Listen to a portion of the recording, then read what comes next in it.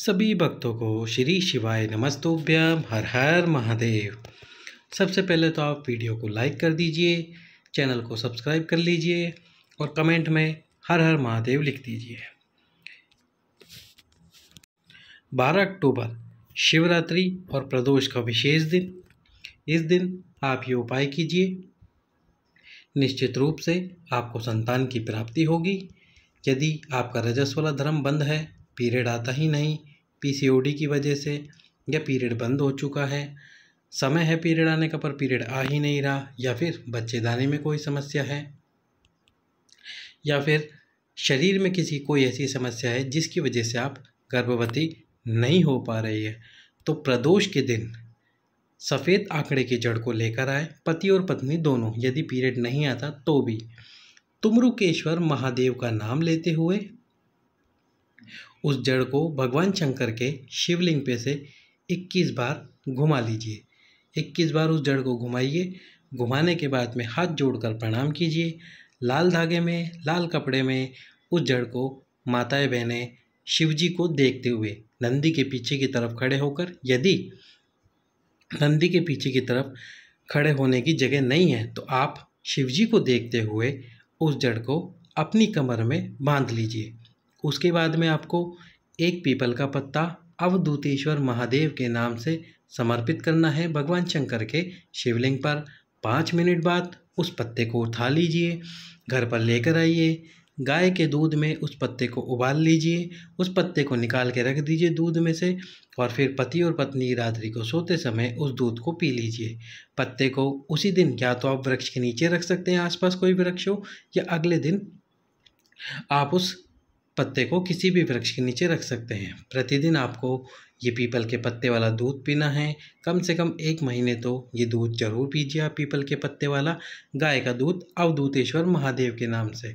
जब आप दूध पिए तो तुमरुकेश्वर महादेव का नाम लें। पीपल का पत्ता जब समर्पित करें शिवलिंग पे तो अवधूतेश्वर महादेव का नाम लीजिए। उसके बाद में जब आप गर्भवती हो जाएं तो फिर 3 महीने बाद, यानी गर्भवती होने के भी 3 महीने बाद उस जड़ को खोलकर किसी भी वृक्ष के नीचे महादेव को धन्यवाद बोलते हुए रख दीजिए। ये प्रदोष के दिन आप उपाय कर सकते हैं। यदि आपका रजस वाला धर्म बंद है, पीरियड बंद है, या शरीर में और भी कोई समस्या है जिसकी वजह से आपको संतान प्राप्त नहीं हो रही, तो बोलिए हर हर महादेव। अगला उपाय है मनोकामना पूर्ति का लकुलेश महादेव का उपाय। लकुलेश महादेव के नाम से आपको 7 दुर्वा यानी कि दूबा, या आप स्क्रीन पर देख रहे हैं, 7 दुर्वा लेनी है आपको, और वो 7 दुर्वा को लेकर भगवान शंकर के शिवलिंग पे समर्पित कीजिए। एक एक दुर्वा लकुलेश महादेव के नाम से, और उसके बाद में 5 बेलपत्र आपकी मनोकामना बोलते हुए समर्पित कीजिए भगवान शंकर के शिवलिंग के ऊपर। जो भी आपकी मनोकामना होगी वह 3 महीने में पूर्ण होगी, लेकिन 3 प्रदोष आपको ये उपाय करना होगा। प्रत्येक प्रदोष को आप ये उपाय कीजिए, आपकी मनोकामना शीघ्र ही पूर्ण होगी। यदि दुर्वा और बेलपत्र ना मिल पाए तो फिर आप एक उपाय कीजिए प्रदोष के दिन, वो भी है मनोकामना की पूर्ति के लिए। मनोकामना की पूर्ति के लिए आपको क्या करना होगा, 1 कटोरी सरसों का तेल लेना होगा। 1 कटोरी सरसों का तेल लेकर उस तेल को आपको आपके एक हाथ से प्रदोष वाले दिन आपको प्रदोष काल में जाना है। प्रदोष काल में जाइए प्रदोष वाले दिन, और उस तेल को अपने एक हाथ से भगवान शंकर के शिवलिंग पे समर्पित कीजिए। जब धीरे धीरे तेल समर्पित कर रहे हो, जब वो तेल शिवलिंग पे चढ़े तो आपको आपकी उंगलियों से भगवान शंकर के शिवलिंग पर त्रिपुंड का निर्माण करना है। त्रिपुंड का निर्माण कर दीजिए। जब पूरा तेल चढ़ा दे, उसके बाद में जो आपकी अनामिका उंगली है, ये आप देख रहे हैं आपकी अनामिका उंगली जिसमें रिंग पहनते हैं शादी के समय, रिंग फिंगर बोलते हैं जिसको, उस उंगली को भगवान शंकर के शिवलिंग पर लगानी है। किस प्रकार से देख सकते हैं, इस प्रकार से लगानी है। नाखून टच मत करना, जो आपका स्किन वाला भाग है, जो स्किन का भाग है, उस स्किन वाले भाग को आपको टच करना है, शिवलिंग पे स्पर्श करना है। स्पर्श करके जो भी मन में बात है, जो मनोकामना है, जो दुख तकलीफ है आपको, वो मनोकामना दुख तकलीफ बाबा को बोल दीजिए। 3 प्रदोष आप ये उपाय करके आइए। 1 कटोरी सरसों का तेल ले जाकर भगवान शंकर के शिवलिंग के ऊपर समर्पित कीजिए। आपकी जो भी मनोकामना होगी वह पूर्ण होगी। मनोकामना पूर्ति के लिए एक और उपाय, पर यह उपाय थोड़ा कठिन है। इस उपाय में आपको करना क्या होगा, एक कलश लेना है, उस कलश में आपको डालने हैं 7 अक्षत। 7 अक्षत डालने हैं। ये 7 अक्षत टूटे हुए ना हो, जैसे कि आप देख रहे हैं स्क्रीन पर ये 7 अक्षत है। ये 7 अक्षत आपको उस कलश में डालने हैं। पहले जल भर लेना है, फिर ये 7 अक्षत के दाने कलश के उसमें 7 अक्षत के दाने उस कलश में डालने हैं। उसके बाद में आपको एक बेलपत्र डालना है कलश के अंदर, और साथ में डालना है एक शमी पत्र। एक शमी पत्र और एक बेलपत्र डाल दीजिए। उनको डालने के बाद में आपको एक दीपक लेना है और उस दीपक में आपको घी लेना है। घी डाल के लंबी बात लगानी है। अब इस दीपक को आपको जो आपका पूजा का स्थान है उस पूजा वाले स्थान पर प्रज्वलित करना है। या तो आप जैसे आपकी जो मंदिर है उस मंदिर के अंदर इस दीपक को रख के प्रज्वलित कर सकते हैं, या मंदिर के वहीं ज़मीन पर इस दीपक को रखिए और इसको प्रज्वलित कीजिए। प्रज्वलित करते समय जो आपकी मन की कामना है, मनोकामना है, उस मनोकामना को बोलिए। जब दीप प्रज्वलित हो जाए उसके बाद में उस कलश को उठाइए जिसमें आपने बेलपत्र, शमी पत्र और 7 अक्षत के दाने डाल रखे हैं। फिर इस कलश को उठाकर मंदिर लेके जाना है।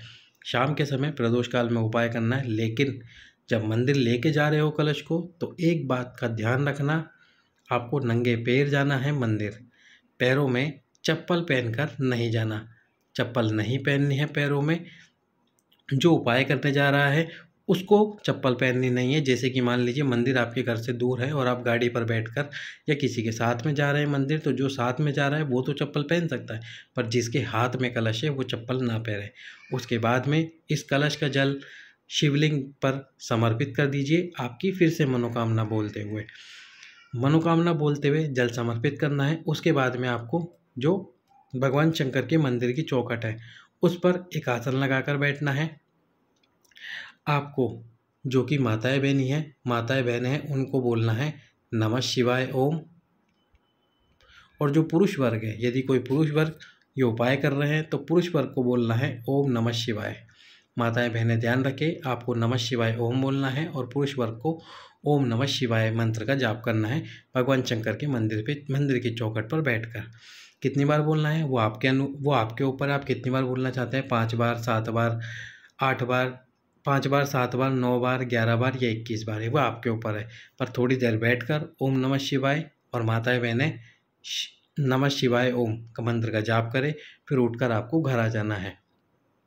इसी तरह लगातार 5 प्रदोष आपको ये उपाय करना है।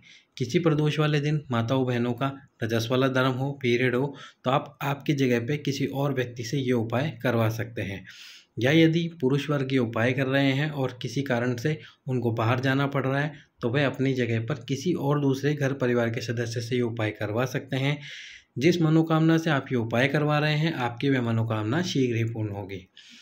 तो बोलिए हर हर महादेव। अगला उपाय वो है प्रत्येक प्रदोष का उपाय। प्रत्येक प्रदोष के दिन आपको 2 दीप प्रज्वलित करने हैं। 2 दीप कहाँ प्रज्वलित करना है? पहला दीप बेलपत्र के वृक्ष के नीचे। बेलपत्र के वृक्ष के नीचे आपको दीप प्रज्वलित करना है। और जो दूसरा दीप आपको प्रज्वलित करना है वो आपके घर के मुख्य द्वार पर एक दीप प्रज्वलित कीजिए और एक दीप बेलपत्री के वृक्ष के नीचे प्रज्वलित कीजिए। आपकी मनोकामना बोलते हुए प्रत्येक प्रदोष आप ये उपाय कीजिए, निश्चित रूप से आपकी मनोकामना पूर्ण होगी। सभी भक्तों को श्री शिवाय नमस्तुभ्याम। हर